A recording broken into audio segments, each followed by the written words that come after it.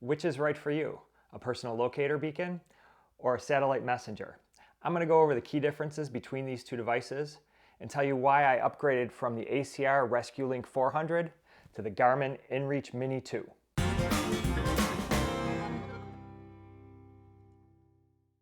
And before we begin, if you find value in this video, be sure to click that like button because it really does help this video and my channel grow.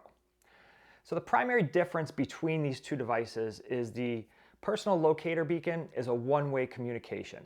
It does one thing and it does that one thing exceptionally well. It calls for SOS.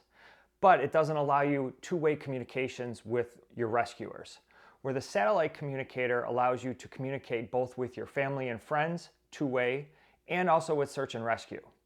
Many of these devices also have some advanced features like live tracking, navigation, and weather reports.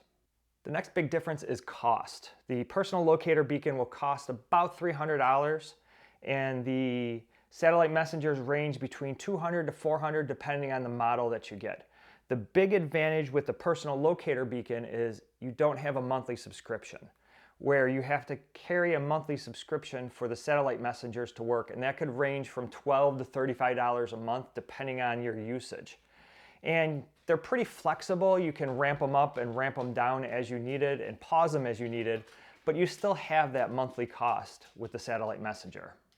I was very careful not to say a one-time cost when I went over the cost of the personal locator beacon. And there is this other cost that you need to be aware of. The batteries in this unit are certified for 5 years. So after 5 years, you need to do a factory replacement of the batteries, and that's pretty expensive. It's about $125, but it's still a pretty inexpensive piece of insurance out on the trail. So cost and functionality are probably the two biggest differences between this device. The satellite messenger was designed for a two-way communication with some added features, where the personal locator beacon was designed to do one thing and do that one thing exceptionally well: call for help. But aside from that, there are some technical differences with the way these two devices communicate with the satellite network system and how they actually route your SOS distress signal. The personal locator beacon uses a set of government-run satellites called COSPAS SARSAT. And it's a combination of three systems. One's called GeoStar, the other one's called MEOStar, the other one's called LEOStar. And it's stationary satellites, mid-Earth orbiting satellites, and low-Earth orbiting satellites. You don't need to know all that, but what it boils down to is when you push this button and request an SOS, no matter where you are on planet Earth, that signal is going to reach one of those satellites in 2 to 3 minutes. All of the two-way satellite communicators use commercial satellites, and those are all low-Earth orbiting. The Garmin and Zoleo use what's called the Iridium network. And the Iridium network does have global coverage, but it is satellites that are moving above you, and they do overlap quite a bit. But what can happen with this device is if you're in a mountain area, in a valley, or perhaps in a canyon, you may have to wait for that satellite to get directly over your device before that distress signal or just a signal back to your family and friends reaches that satellite. And that could take up to 15 minutes. My friend had a spot device, and on trips he would have a lot of trouble with it syncing up with the satellite system. And that was actually one of the reasons I bought the personal locator beacon, because he had a bunch of different replacements and none of them worked really well. And that uses the Globalstar satellite system. And since then, Apple has invested about $450 million into Globalstar to actually make it a global network, and probably will be on parity with the Iridium satellite system. But right now, the go-to system is Iridium, and that's used by either Garmin or Zoleo. Because these two devices use two different satellite systems, the SOS and messaging gets routed slightly different. Because the personal locator beacon uses the government satellite system, it actually routes to the military. And if you push the SOS in the United States, it'll get routed to Langley Air Force Base in Virginia. Whereas the Garmin InReach uses what's called the IERCC, the International Emergency Response Coordination Center. And they're an internationally renowned coordination center. And actually Garmin has purchased them, so now you see it as the Garmin response team in some of Garmin's marketing materials. And between the two, I have super high confidence that if I push the SOS button, I'm going to get help wherever I am. So now, why did I upgrade from the personal locator beacon to a satellite messenger? And it's really a combination of a couple reasons. The first being that I'm doing a lot more solo hiking and solo trips. And the second is I'm ramping up my guiding. On the solo trips, I would always just rely on my cell phone to check in with my wife. And occasionally I'd be late, things happen. And she never really outwardly said she worried, but I knew she did. And I felt terrible. So being able to send the check-ins regularly with the satellite communicator is a big advantage. Puts my mind at ease, puts her mind at ease.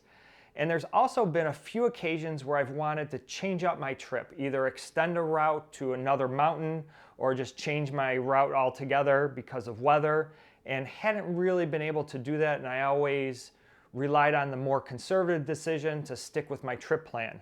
So having the two-way communication would have allowed me to switch those up by telling my wife. And on the guided trips, it's kind of a no-brainer to have the higher level of communication.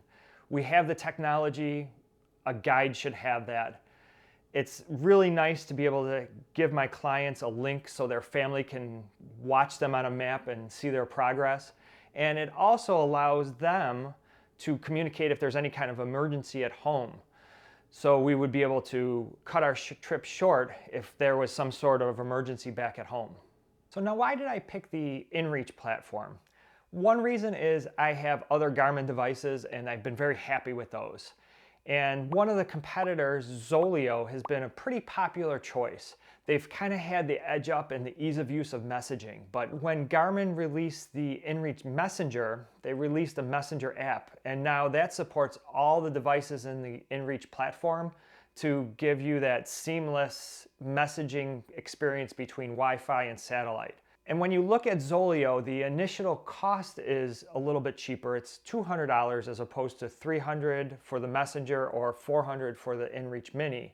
However, when you actually compare it with the subscription costs, Zoleo seems flexible, but when you run the numbers, Garmin seems to win every time. Justin Outdoors did some spreadsheets on that and compared the two, and it seems like Garmin wins each time.